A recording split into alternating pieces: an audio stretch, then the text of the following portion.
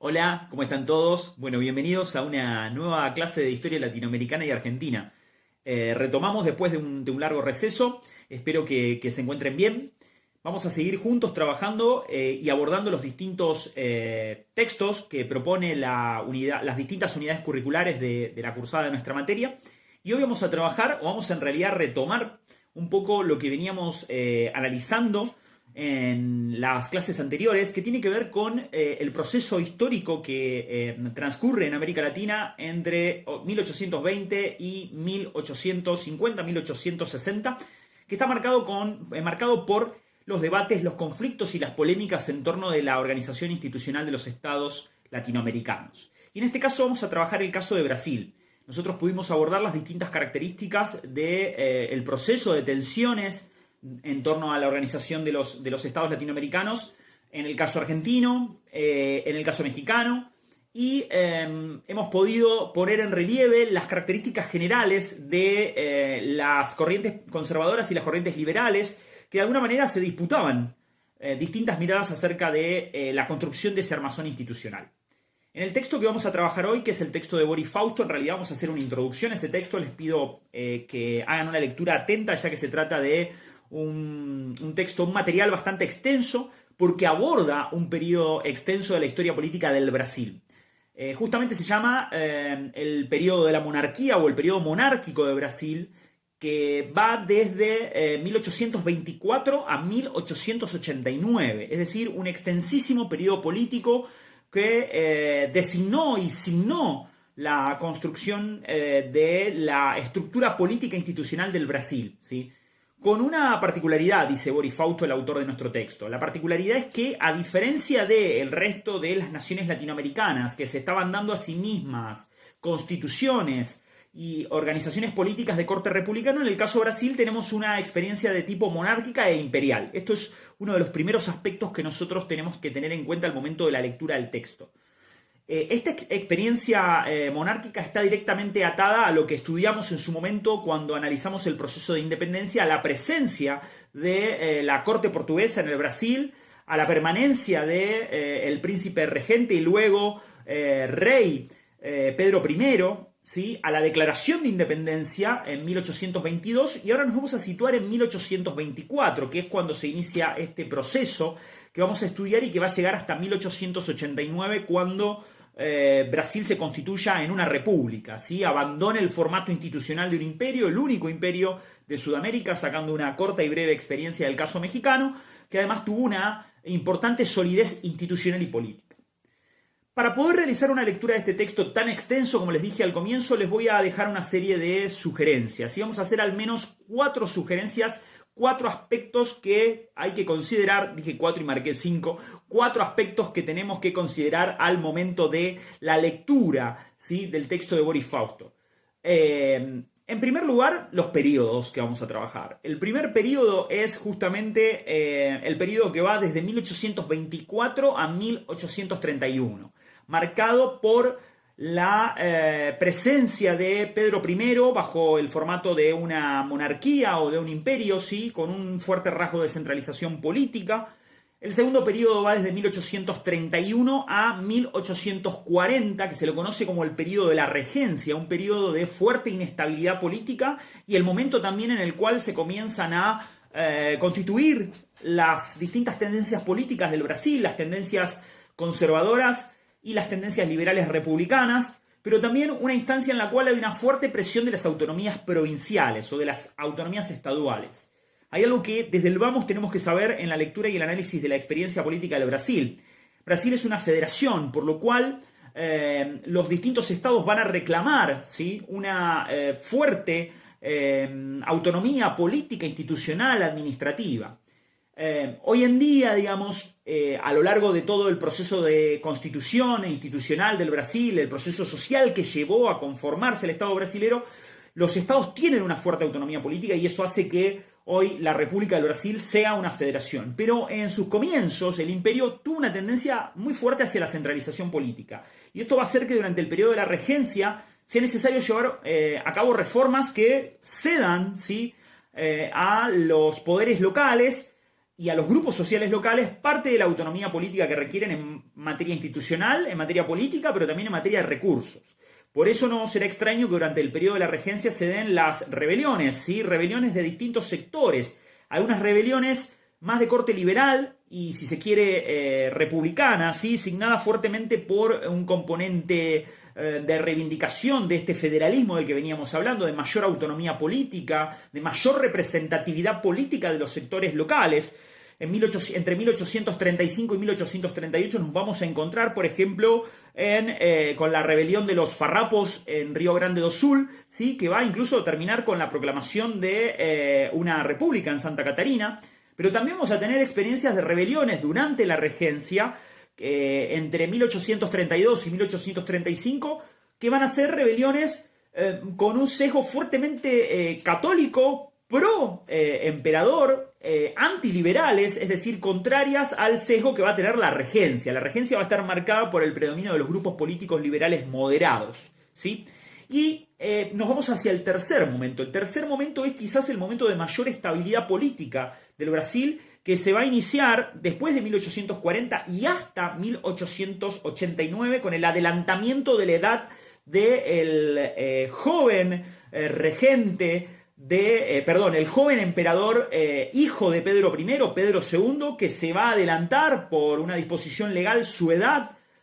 para hacerse cargo del Imperio del Brasil, y que va a llevar a un largo periodo de estabilidad política, pero también de fuerte centralización política, el ejercicio de un modelo de modernización e inserción del Brasil en la División Internacional del Trabajo, donde el modelo productivo centrado en la producción de café, en la gran plantación, en el esclavismo y en la modernización tecnológica, va a darle a Brasil una fuerte transformación de su economía interna, que incluso va a llegar en la etapa final a producir una abolición de la esclavitud, ¿sí? En ese programa de modernización, y sobre todas las cosas por su alianza con Gran Bretaña.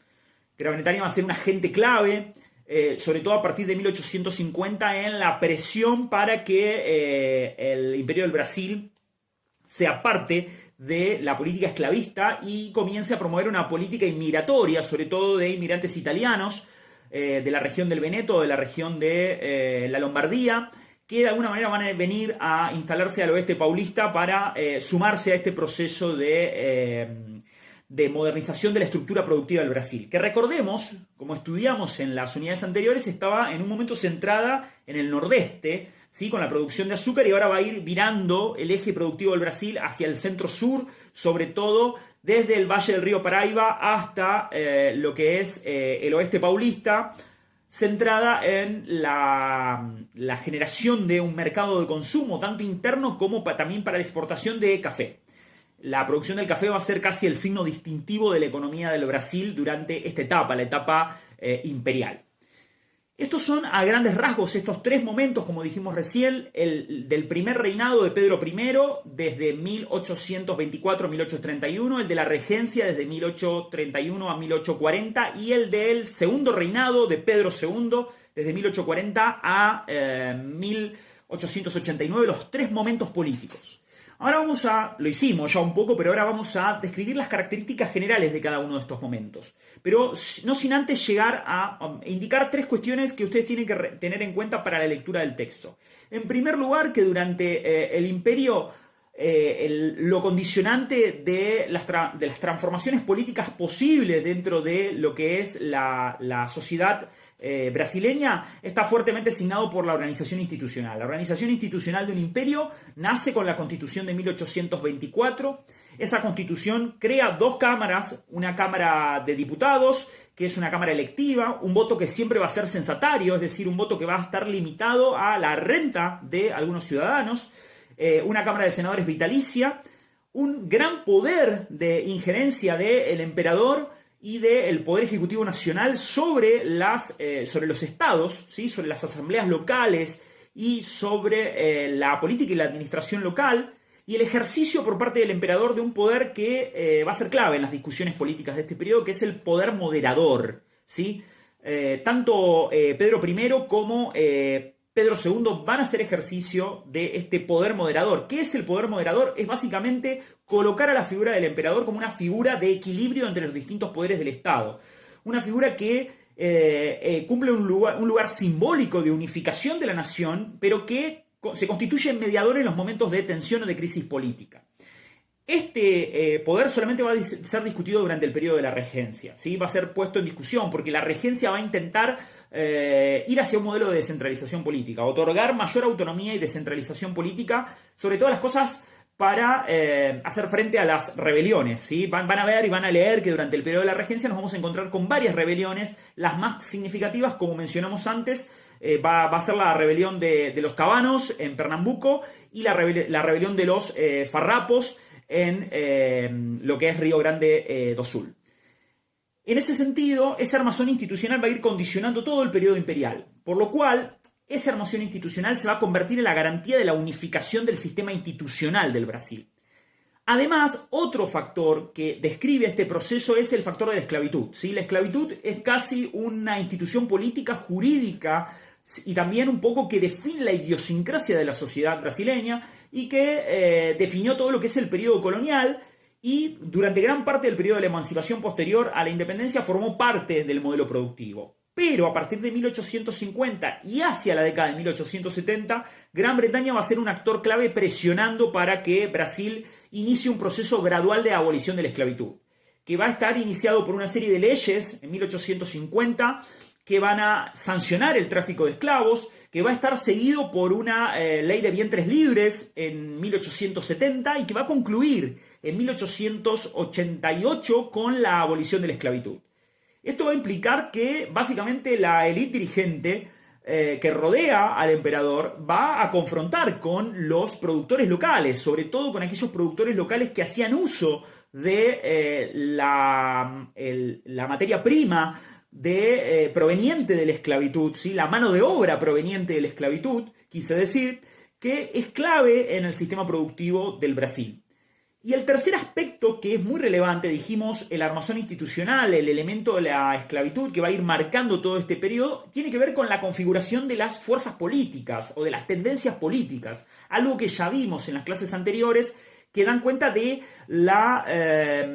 constitución de dos corrientes políticas que tienen modelos o proyectos de país distintos, ¿sí? Es decir, que aspiran a organizaciones constitucionales distintas, a pesar de lo que señala Boris Fausto, que es que en el caso brasileño no hay diferencias estructurales entre liberales y conservadores. Los liberales y los conservadores son dos tendencias políticas que van a empezar a constituirse durante la regencia y que de alguna manera van a ir adquiriendo relieve político en torno de cómo debe organizarse el poder institucional.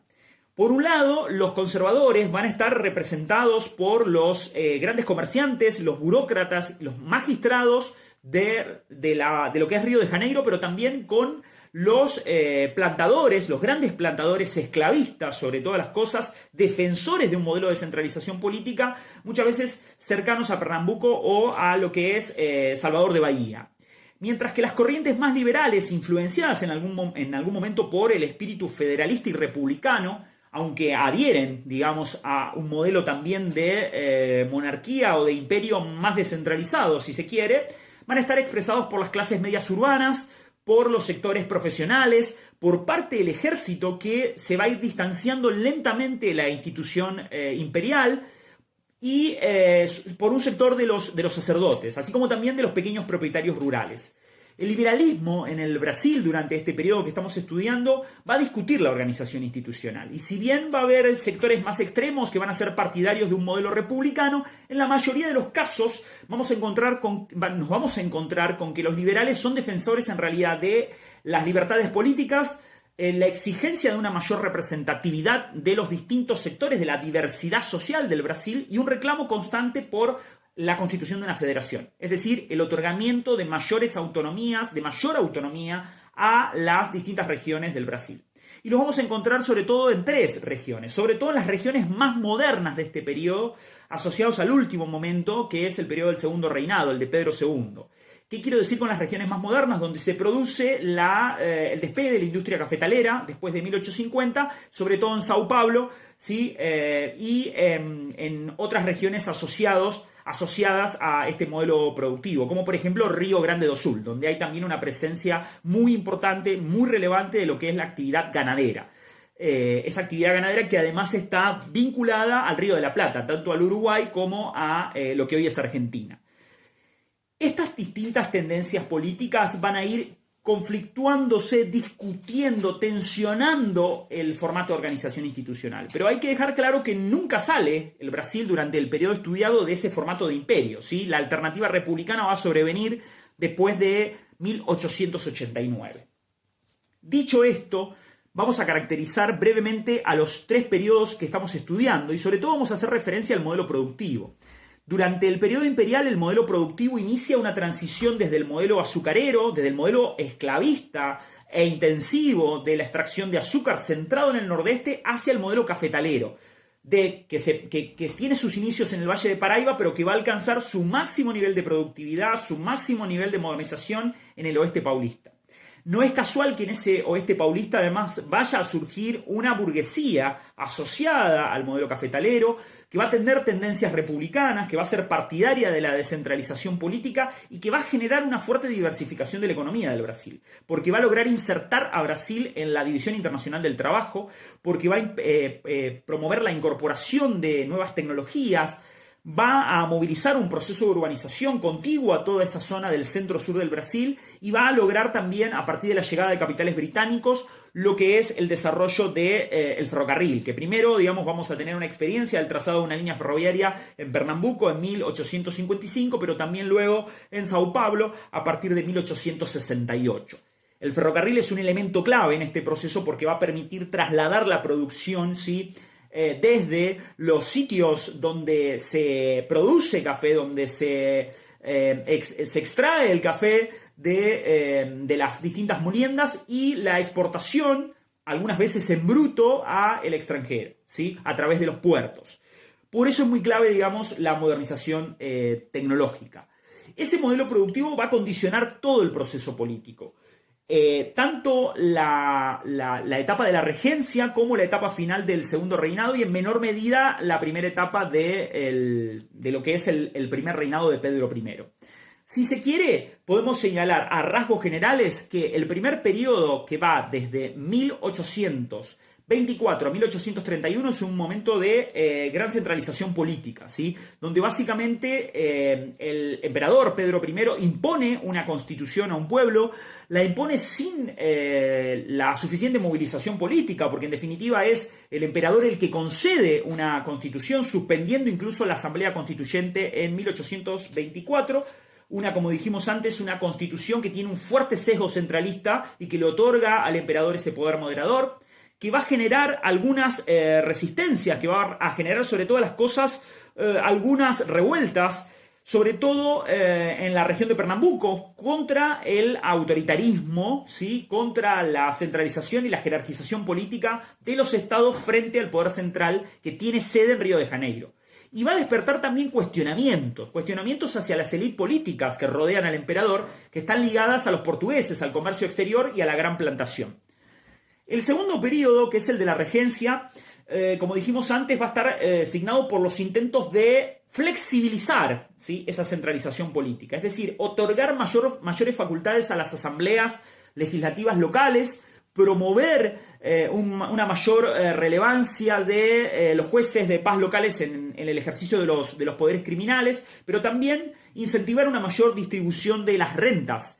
que están derivadas del modelo productivo del Brasil.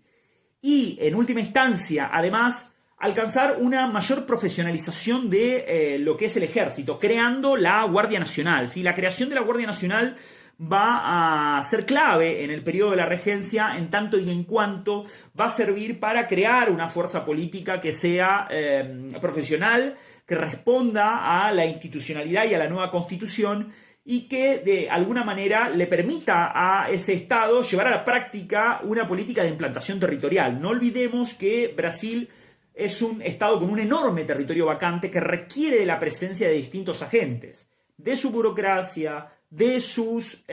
funcionarios, de sus agentes de control territorial, como por ejemplo los jueces de paz que mencionamos antes, y de su Guardia Nacional para lograr consolidar la presencia del Estado en el territorio. Va a ser muy relevante, como dijimos, en el periodo de la regencia, van a ser las rebeliones autonomistas, las mencionamos antes. Esas rebeliones autonomistas van a tener distintos sesgos, ¿sí? Pueden ser católicas y pueden ser pro emperador, pero también pueden ser de sesgo liberal y republicana. Pero en todos los casos hay una fuerte reivindicación del componente autonomista por parte de los estados locales. Ya sea en Pernambuco, ya sea en Río Grande do Sul, ese componente autonomista implica disputarle a Río de Janeiro la distribución de las rentas y una mayor injerencia de las instituciones locales en la política nacional. Y el último periodo, que está asignado por el gobierno del emperador Pedro II, es un periodo de gran estabilidad política, donde de algún modo Brasil va a comenzar a definir su modelo de carácter, su modelo productivo y su modernización, una modernización social, pero también una modernización de su estructura productiva. En primer lugar, como dijimos antes, esa modificación de su estructura productiva va a estar ligada al café, va a estar ligada al oeste paulista y sobre todo a la abolición de la esclavitud. La abolición de la esclavitud va a incentivar también una profunda transformación de la estructura social del Brasil, porque va a implicar que muchos de los esclavos libertos se van a insertar en la vida activa del Brasil, pero una gran parte de esos esclavos, sobre todo en el nordeste, van a pasar a una parte de la población que va a ser fuertemente considerada como marginada, ¿sí? En muy malas condiciones de vida y con escasa relevancia y visibilidad política. Todavía no ha llegado el momento en el cual los distintos movimientos políticos reivindiquen el rol de los esclavos en la vida política de Brasil. Pero además va a implicar, sobre todo a partir de 1870, 1880, una política gradual de incentivo y de promoción, sobre todo en Sao Paulo, de la inmigración. Sí, la inmigración que de algún modo va a ir sustituyendo esa mano de obra, va a convertirse en una mano de obra libre en lo que es la estructura productiva del café. Esa estructura productiva va a implicar también un salto tecnológico, un salto de modernización que va a estar simbolizado en el tendido de líneas ferroviarias, ya lo dijimos antes. Ese tendido de líneas ferroviarias va a ir también habilitando la estructuración de un mercado de consumo interno en el Brasil y el surgimiento de distintos núcleos urbanos contiguos, sobre todo a lo que es la región de Sao Paulo. Una región que se va a ir densificando y cuya clase media, ¿sí? Cuyas élites dirigentes van a ir adquiriendo una fuerte gravitación política que incluso llega hasta nuestros días en la vida del Brasil.